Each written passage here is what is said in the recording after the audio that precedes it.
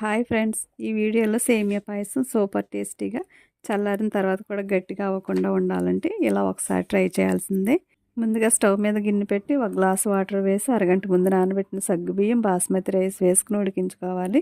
ఇప్పుడు స్టవ్ మీద గిన్నె పెట్టి నెయ్యి వేసి జీడిపప్పు వేసుకుని సగం వేగిన తర్వాత కిస్మిస్ కూడా వేసి వేయించుకుని బౌల్లోకి తీసుకోవాలి. ఇప్పుడు ఇదే నెయ్యిలో 100 గ్రాముల సేమియా వేసుకుని లైట్ గోల్డ్ కలర్ వచ్చే వరకు వేయించి తీసి పక్కన పెట్టుకోవాలి.